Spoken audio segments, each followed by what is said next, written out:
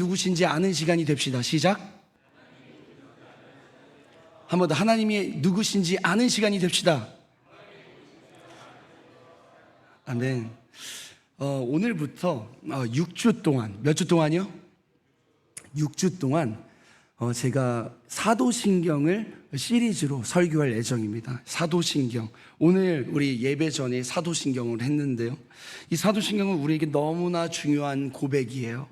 우리가 믿는 대상이 어떤 분이신지, 우리가 누굴 믿고 있는지에 대해서 우리가 고백하는 믿음의 행위입니다. 그래서 우리가 교회를 다니지만, 그리고 우리가 믿는 대상, 하나님이 누구신지, 하나님이 어떤 분이신지를 명확하게 알지 못하면은 우리는 교회를 다녀도 제대로 된 믿음으로 자라나지 못합니다. 그래서 이번 7월, 8월 이 방학 시즌에 우리가 사도신경을 통하여서 하나님이 누구신지, 우리가 누구를 믿고 고백하는 것인지를 깨닫는 시간이 되기를 주님의 이름으로 축복합니다. 오늘 사도신경의 첫 시간을 나눌 텐데요, 여러분들에게 한번 질문해 볼게요. 여러분, 사도신경은 누가 썼을까요? 편하게 대답해 보세요. 사도신경은 누가 썼을까요? 이 사도신경에 힌트가 있습니다. 누가 썼을까요? 사도? 그러면 사도 중에 12명의 사도가 있잖아요. 누가 썼을까요? 누가? 괜찮은 접근이었어요. 그런데요, 우리가 이 사도신경 하면 사도들이 썼겠지 하는 이 생각이 먼저 들지 않습니까? 왜냐하면 마태복음을 누가 썼어요? 마태가. 누가복음을 누가 썼어요? 마가복음을 누가 썼어요? 마가가. 요한복음을 누가 썼어요? 요한복음. 그러니까 당연히 이 사도신경도 누가 썼다? 사도들이 썼겠다, 이런 생각들이 든다는 얘기예요. 그런데 여러분, 결론부터 말을 하면요, 이 사도신경을 누가 썼는가? 정답을 아무도 알 수 없습니다.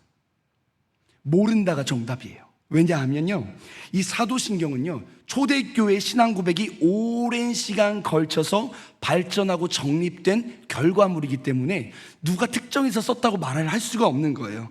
기원 후 2세기경에요, 초대교회가 박해가 너무나 심했습니다.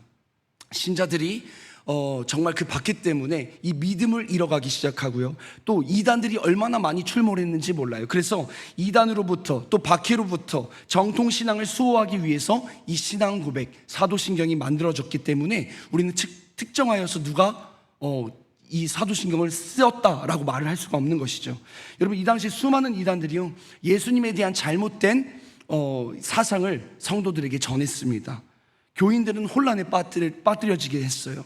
이러한 상황 속에서 사도신경은 이 사도들의 가르침에 기초한 핵심적인 진리들을 간결하게 요약하고 이단에 빠지지 않고 우리가 누구를 믿는지에 대한 명확한 기준을 설정해주는 그런 아주 중요한 역할을 했다는 것입니다. 그래서 사도신경은 이 세례를 받는 자들이 이 세례를 받기 위한 교육들을 하지 않습니까? 우리 지금도 이제 세례 문답서를 가지고 학습, 또 세례, 입교, 이렇게 교육들을 하고 있는데, 이때 당시에 이 사도신경은 세례를 받기 위한 문답식으로, 그리고 이 교육책으로 우리가 사용되었다는 것입니다. 그래서 교회의 일원이 됐다는 어떤 증표이자 굉장히 우리의 중요한 고백인 것이 바로 이 사도신경이라고 하는 것이죠. 결론적으로 사도신경의 저자는 특정할 수 있다, 없다? 없다. 사도신경은 성경적 진리를 기반으로 한 초대교회 공동체의 전체의 신앙 고백이자 또 신앙의 순수성을 지키기 위한 노력의 산물이라고 말할 수 있는 것입니다. 바로 이것이 사도신경이에요. 그럼 우리는 이제 궁금하지 않아요, 여러분? 왜 사도신경일까? 그렇죠? 아니, 사도들이 쓰지 않았다면은 왜 사도신경이라고 이름 붙였을까? 아까 말했던 대로 사도들이 만들어서 이 사도신경이 아닌가라는 생각이 우리도 들잖아요, 그렇죠? 근데 이런 생각들이 AD 300년경에도 똑같이 이루어졌어요. 그래서 이런 오해들을 불러일으킨 장본인이 있습니다. 그것이 누구냐면 루피누스라고 하는 사람이요. 이 루피누스가요, 300년경에 사도신경 주석과 영국 국교회의 공동 기도서에 기록한 것 때문에 아주 큰 사도신경에 대한 오해가 생겼다는 것입니다. 그래서 사도신경의 내용을 여러분 나열해서 보면요, 12개의 문장으로 구성되어 있어요. 한번 표를 띄워주시겠습니까? 자, 12개의 문장으로 이렇게 쫙 써 있어요. 잘 안 보이시죠? 이 12개의, 그래서 나는 전능하사 천지를 만드신 하나님 아버지를 내가 믿습니다. 또 그 외아들 우리 주 예수 그리스도를 믿습니다. 이렇게 쭉쭉쭉쭉 12개의 문장으로 되어 있는데요, 이 루피누스라는 사람이요, 이 12문장으로 되어 있었기 때문에 아마 사도들이 각 한 문장씩 맡아가지고 썼을 것이다, 이렇게 기록을 해버린 거예요. 그래서 베드로는 첫 번째 문장을 쓰고, 또 안드레는 그 외아들 우리 주 예수 그리스도를 믿사오며를 썼고, 이렇게 쭉쭉쭉 12사도가 한 문장씩 썼을 것이다 라고 주장을 한 거예요. 그러니까 이 사도신경에 대한 오해가 확산이 돼버린 것이죠. 여러분, 그런데 우리는 배웠습니다. 한 가지 지식이 생겼어요. 사도신경은 사도들이 쓴 것이 아니다. 그렇다면 다시 한번 본론으로 돌아와서 왜 우리는 사도신경을 사도신경이라고 부르는가, 이것이 중요한 것이죠. 그 이유는 무엇이냐 하면, 이 사도신경의 내용이 사도적이기 때문에 그렇습니다. 이 내용이 무슨 적이라고요? 사도적이다. 여러분, 사도신경이라는 명칭이 처음 사용된 시기는 390년 밀라노 노회 때 38대 교황 시키리우스에게 보낸 글에 처음으로 이 사도신경이라고 하는 타이틀이 걸려서 사도신경이 된 거예요. 그 전에도 있었지만요. 여러분, 이 사도적이라는 것이 무엇입니까? 사도들의 가르침에 근거한 진리라고 하는 거예요. 사도신경은 사도들의 가르침을 근거한 진리이기 때문에 사도적이다. 그래서 사도신경이라고 이야기하는 겁니다. 사도신경에 담긴 모든 교리는 사도들이 직접 누구한테 배웠습니까? 이 교리를, 이 믿음을 예수님에게 배웠잖아요. 또 예수님은 너네가 나한테 배운 3년 동안 배운 이것들을 가르쳐 지키게 하라, 이렇게 명령하셨어요. 그래서 사도들이 이것들을 가르쳐 지키기 시작한 것입니다. 그러면서 예수님께 배우고 그것들을 가르치고 또 성령의 조명하심을 받아서 선포했던 이 복음의 핵심이 다 이 사도신경에 담겨 있는 거예요. 또 왜 사도신경을 내용이 사도적이라고 하는가? 그것은 교회의 사도성 때문에 그렇습니다. 교회의 사도성. 여러분, 기독교는 하나입니까? 아닙니까? 하나인가요? 아닌가요? 대답해 보세요. 우리 교회는 하나인가요? 아닌가요? 하나예요. 하나. 물론 승영교회도 있고, 저 건너편에 동광교회도 있고, 또 아름다운 교회도 있고, 더사랑교회도 있고, 이 지교회들은 참 많이 있지만 하나님의 나라의 관점에서 보면요, 우리 모두가 하나님의 한 개의 교회라는 사실이에요. 그래서 이 하나이고 거룩하고 보편적이고 사도적인 교회이기 때문에 바로 사도신경이다, 이렇게 이야기할 수 있는 것이죠. 그래서 여러분, 우리가 세워진 이 교회, 모든 지상의 교회는요, 사도들을 통해 전수된 그 진리 위에 세워졌습니다. 여러분, 여기서 중요한 그 고백이 뭔지 아세요? 베드로 사도가 예수님께 이렇게 고백했잖아요. 주는 그리스도시요 살아계신 하나님의 아들이십니다. 여러분, 그래서 예수님께서 이 신앙의 고백 위에 교회를 세우겠다, 이렇게 약속하신 거예요. 여기서 가톨릭과 지금 개신교의 차이가 나타납니다. 여기서 베드로가 이 말한 것 때문에 가톨릭은 어떻게 해석하느냐? 베드로가 고백했으니까 베드로가 교회의 1대 교황으로서 이 베드로 위에 세워진 게 교회다, 이렇게 주장을 하는 거고요. 우리 개신교는 어떻습니까? 그것이 아니다. 베드로가 고백한 그 신앙의 고백 위에 세워진 것이 바로 하나님의 교회다, 이렇게 얘기하는 거예요. 그래서 여러분, 사도적인 교회다라고 하는 것은 이 신앙의 고백, 주님이 그리스도시고 살아계신 하나님의 아들이십니다 라고 하는 이 교회 위에 내 반석을 세운, 이 반석 위에 교회를 세우겠다, 이렇게 말씀하신 거예요. 그래서 지금 우리가 모여 있는 것은 어떻게 보면 이 신앙의 고백 위에 우리가 모여 있는 것입니다. 믿으십니까? 믿으세요? 여러분, 이것들을 우리가 믿는 거예요. 그래서 이 신앙의 위에, 사도들의 신앙 위에 세워졌기 때문에 우리가 사도적인 교회다, 사도신경이다, 이렇게 얘기하는 것이죠. 다시 한번 요약하면요, 사도신경은 사도들이 직접 썼다는 의미가 아니고, 사도적이라는 이 말은 사도들이 직접 가르치고 전파한 그 신앙의 고백 위에 세워진 고백, 바로 이것이 사도신경이다 라고 하는 거예요.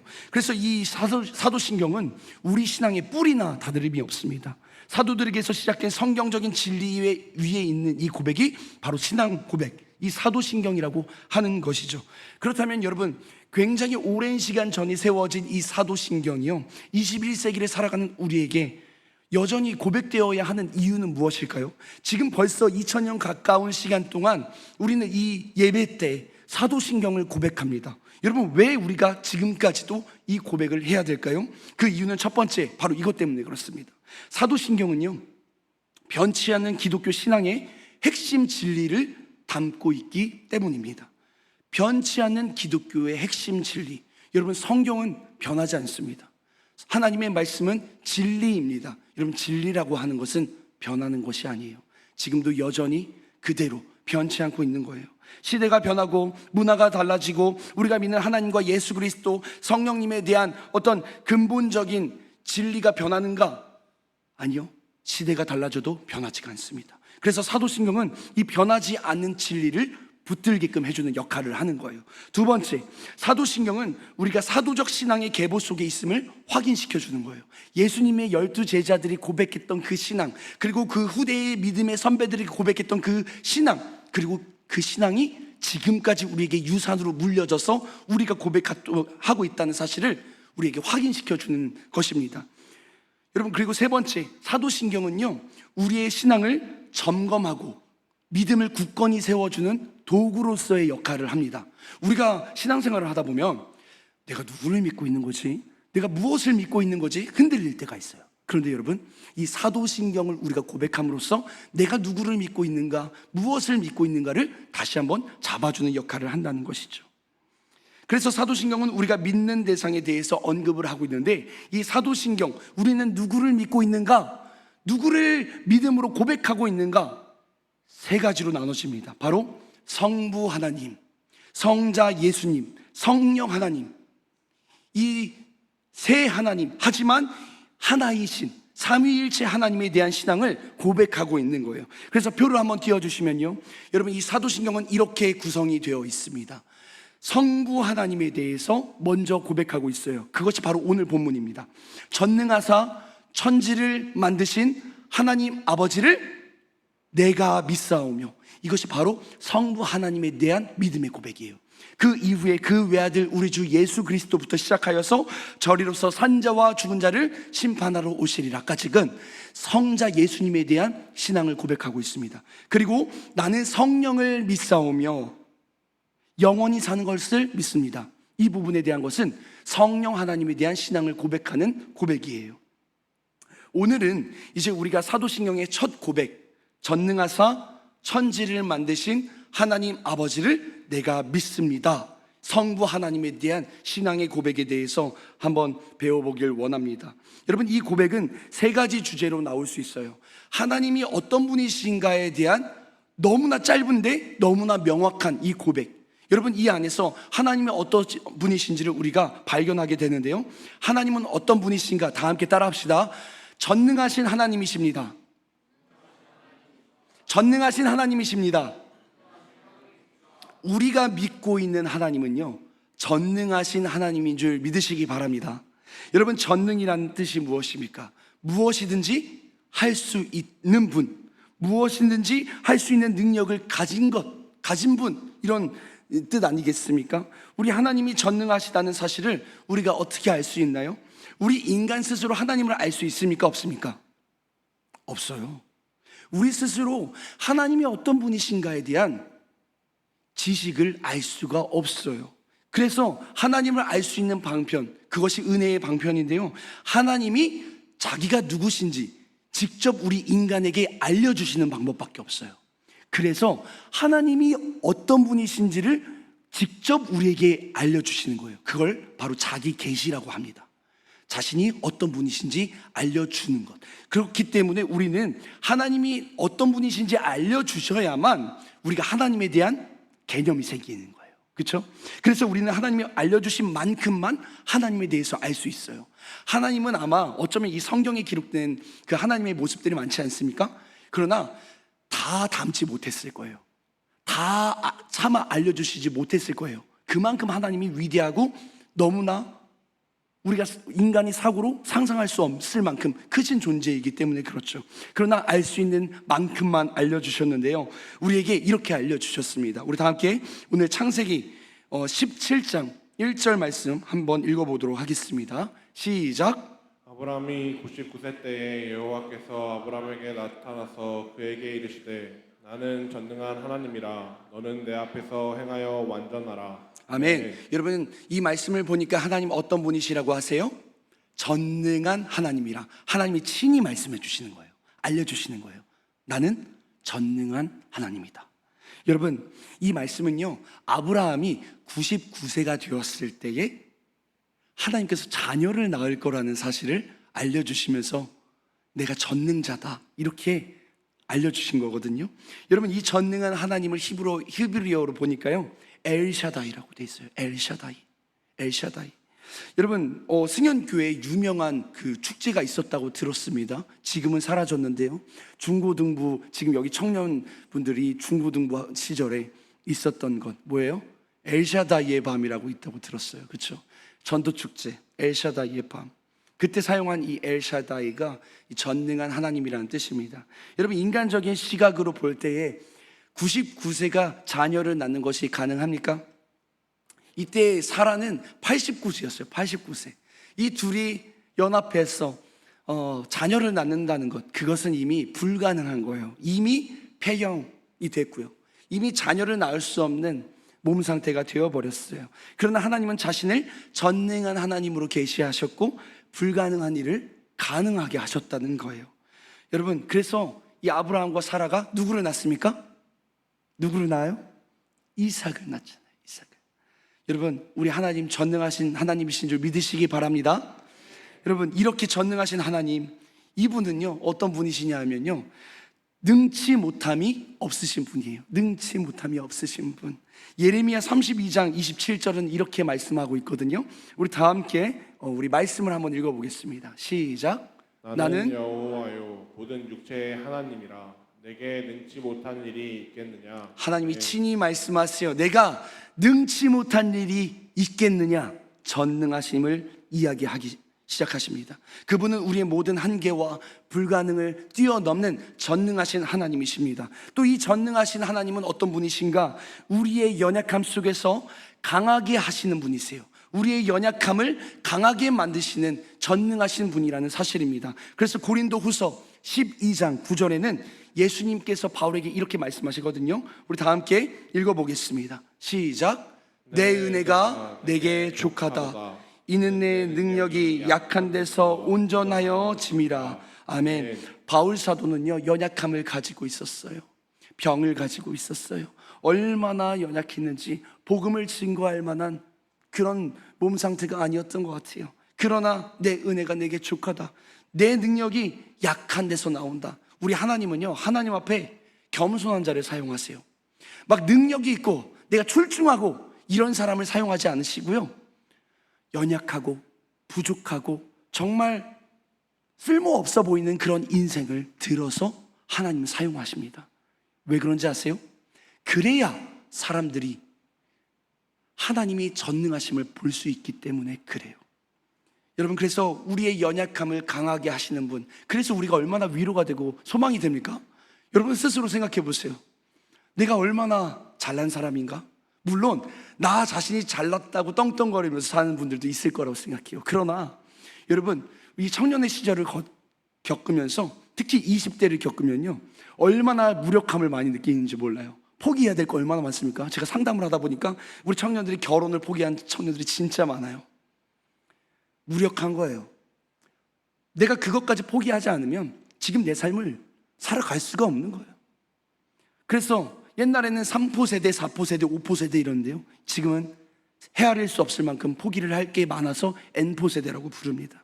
여러분, 그러나 우리가 스스로 약하다고 느낄 때, 우리가 무능하다고 느낄 때, 바로 그때가 전능하신 하나님의 능력이 가장 분명하게 나타나는 때인 줄을 믿으시길 바랍니다. 여러분, 그래서 우리의 약함은 결코 약함이 아니고 우리의 약함을 통하여서 하나님의 강함을 드러내시는 전능자 하나님, 여러분 이것을 바라보는 것이 전능한 하나님을 믿는 신앙의 고백인 줄 믿습니다.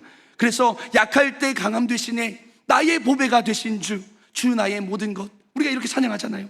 쓰러진 나를 세우고 나의 빈잔을 채우네, 주 나의 모든 것. 우리의 연약함을 강하게 사용하시는 그 하나님을 신뢰하시길 바랍니다. 우리가 믿는 하나님은 전능하신 하나님이세요. 여러분들의 삶을 다스리고 계시는 분이세요. 이 전능하신 하나님을 믿는 신앙이 오늘 이 시간 회복되어지기를 주님의 이름으로 간절히 축복합니다. 혹시 여러분 삶에 해결되지 않는 문제들이 있으십니까? 넘을 수 없는 벽처럼 느끼는 것들이 있으십니까? 어려움이 있으십니까? 학업의 문제, 신앙의 문제, 관계의 문제, 미래에 대한 걱정과 고민들, 건강의 문제들, 여러분 얼마나 많은 문제들을 가지고 살아요? 우리 홀로 감당하기 어려운 것들 다 짊어지고 살잖아요. 그러나 이때 우리는 바로 이분을 기억하는 거예요. 전능하신 하나님, 전능하신 하나님. 우리의 시선이 아니라 하나님의 시선으로 우리의 문제를 바라볼 때 그것은 결코 문제가 아니게 될 줄 믿습니다. 할렐루야, 아멘. 여러분, 우리가 믿는 하나님은 또 어떤 분이실까요? 우리가 믿는 하나님은요, 창조주 하나님이십니다. 창조주 하나님, 전능하사 천지를 만드신 하나님이라고 기록되어 있습니다. 여러분, 창세기 1장 1절은 너무나도 명확하게 선포합니다. 우리 다 함께 읽어볼까요? 창세기 1장 1절 시작. 태초에 하나님이 천지를 창조하시니라. 아멘. 아멘. 여러분, 이 짧은 구절에 모든 진리가 다 담겨 있습니다. 태초에 하나님이 천지를 창조하셨다. 하나님은요, 무에서 유를 창조하시는 분이십니다. 그분은 말씀으로 이 모든 세상을 지으셨어요. 혼돈과 공허 가운데서 질서와 아름다움을 만드신 분이 바로 하나님이십니다. 이 창조의 질서를 보세요. 밤과 낮이 있고요, 또 사계절이 있고요, 또 모든 생명체가 각자의 방식으로 각자의 위치에서 놀라운 질서 속에서 지금 살아가고 있습니다. 여러분, 우리 창조주 하나님은 어떤 분이신가? 첫 번째로 창조주 하나님은 만물의 근원이 되시는 하나님이 되십니다. 만물의 근원이요, 시작점이라는 것이에요. 이사야 44장 24절 말씀합니다. 이렇게 고백하는데요, 나 여호와 너의 구속자요, 너를 모태로 지은 자가 말하노라.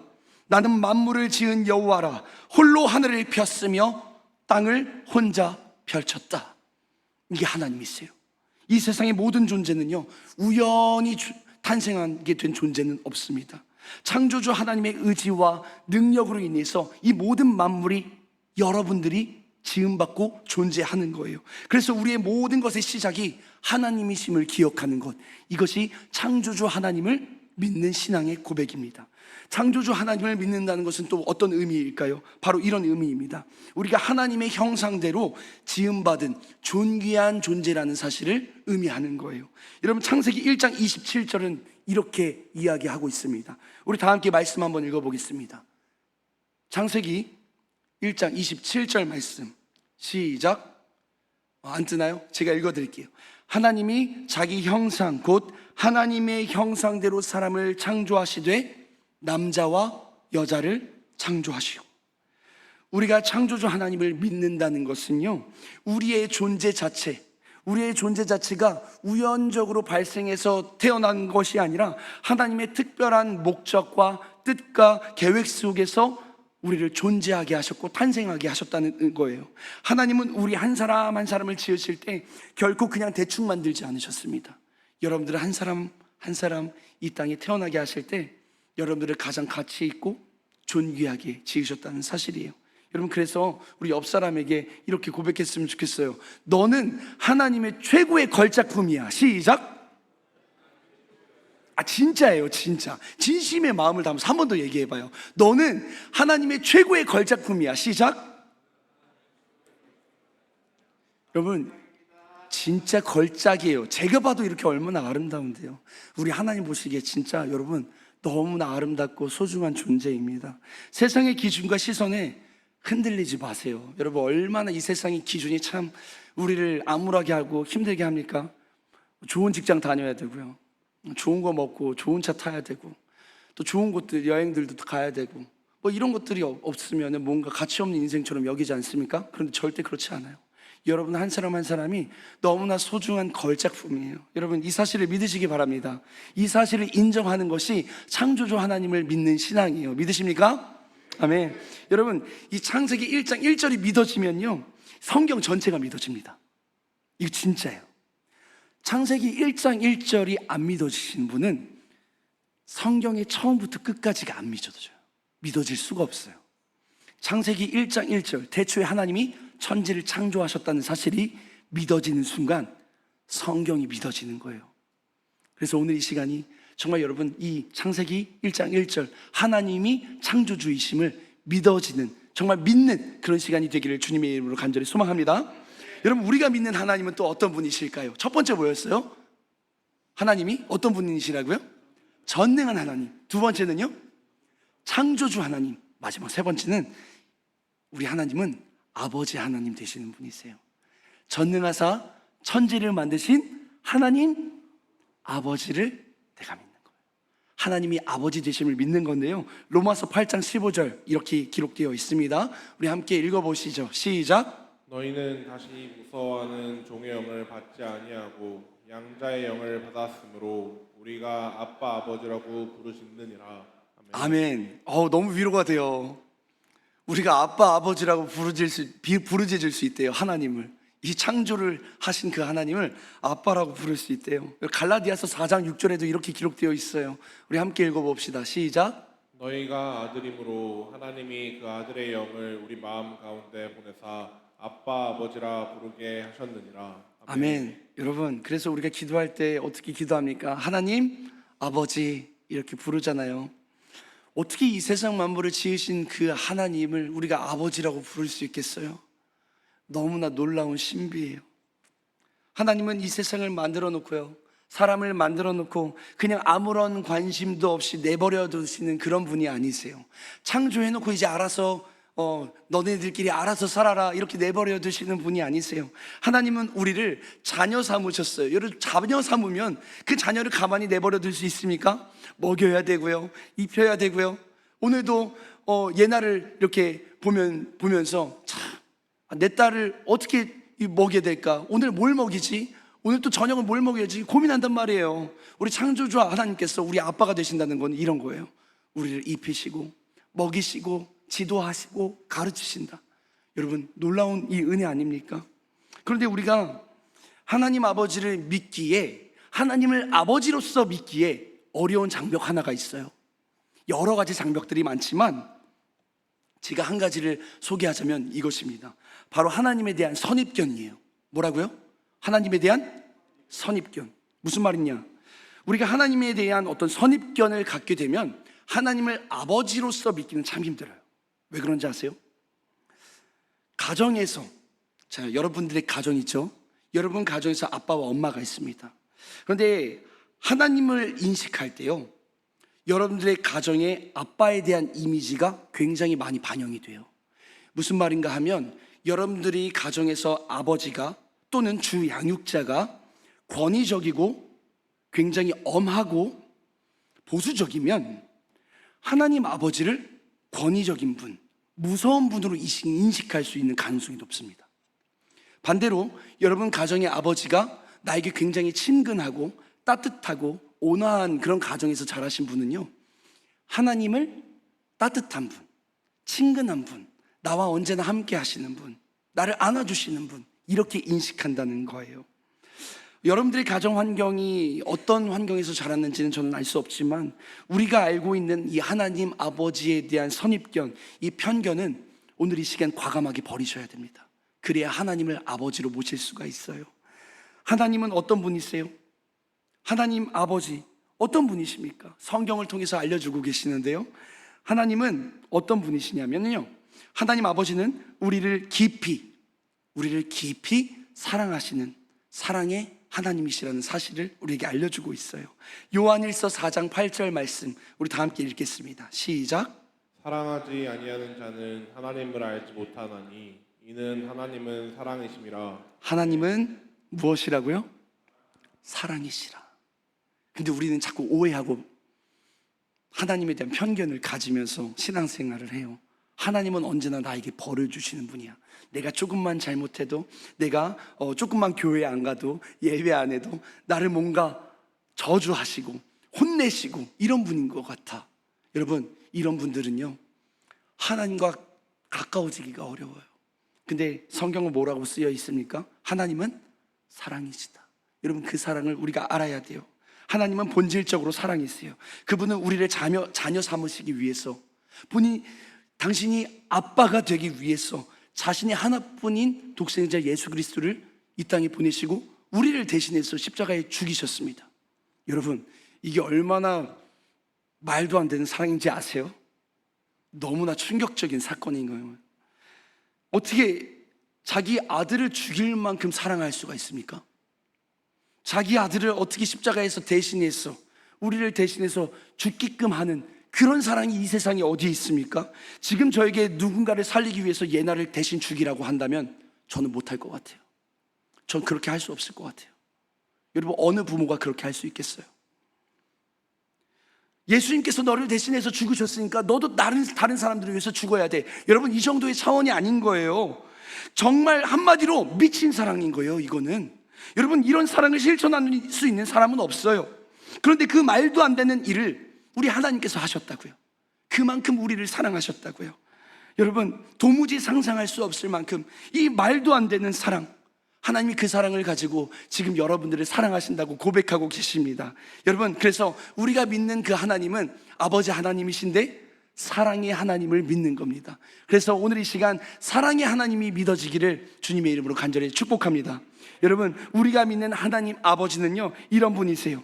하나님은 우리의 필요를 공급하시는 하나님이라 이렇게 설명하고 있습니다. 우리 마태복음 6장 31절에서 32절 말씀, 믿음의 눈을 들어 함께 고백하겠습니다. 시작. 그러므로 염려하여 이르기를 무엇을 먹을까 무엇을 마실까 무엇을 입을까 하지 말라. 이는 다 이방인이 구하는 것이라. 너희 하늘 아버지께서 이 모든 것이 너희에게 있어야 할 줄을 아시느니라. 아멘. 네. 여러분, 우리의 하늘 아버지, 우리 하나님 아버지는요, 우리의 필요를 다 아시는 분이라고 성경은 쓰여 있습니다. 가장 좋은 것으로 채워주시는 분이세요. 우리가 그분을 의지하고 간구하며 살아갈 때에 그분은 우리의 삶을 책임져 주시는 분이라고 성경은 기록하고 있습니다. 여러분, 하나님이 여러분들의 삶을 책임지시는 분이세요. 믿으십니까? 근데 여러분, 하나님이 여러분들의 인생을 책임지시기 위해서는 여러분들이 누구에게 달라붙어 있어야 돼요? 하나님께 달라붙어 있어야 돼요.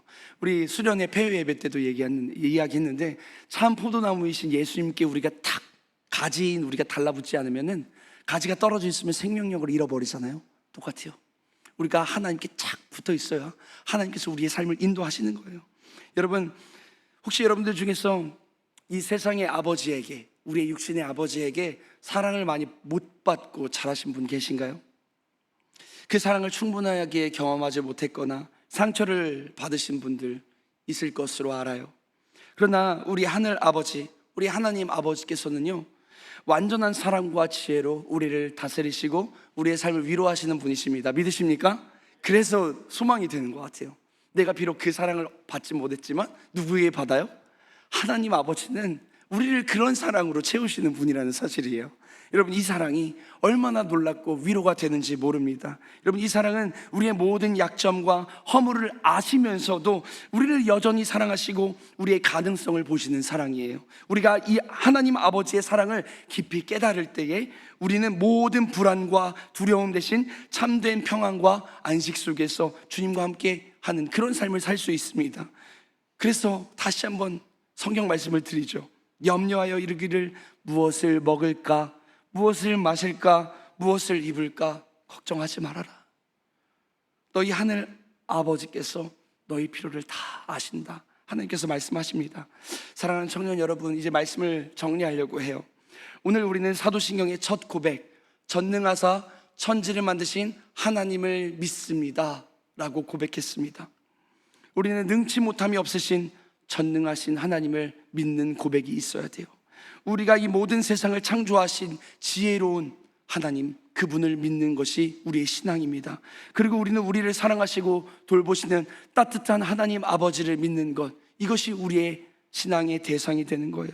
이 믿음은 단순히 머리로 아는 지식이 아닙니다. 우리의 삶의 모든 순간이 하나님을 의지하고 또 그분의 뜻을 구하며 살아가는 살아있는 고백이 되어야 할 줄 믿습니다. 여러분들의 삶의 문제가, 여러분들의 죄악들이 하나님과의 가로막힌 벽이 되지 않길 원해요. 여러분, 전능하신 하나님을 바라보십시오. 사랑의 아버지 하나님을 바라보십시오. 천지를 창조하신, 여러분들을 창조하신 하나님 아버지를 바라보십시오. 여러분들의 존재의 이유를 고민할 때 창조주 하나님께서 너는 나의 형상으로 지음받았다 말씀하십니다. 여러분, 외롭고 힘들 때 여러분들을 결코 버리지 않으시는 하나님 아버지의 품으로 오늘 이 시간 나아가길 원합니다. 이 고백이 여러분들의 삶에 든든한 버팀목이 되고 여러분들의 소망이 되는 고백이 되는 시간이 되기를 주님의 이름으로 간절히 축복합니다.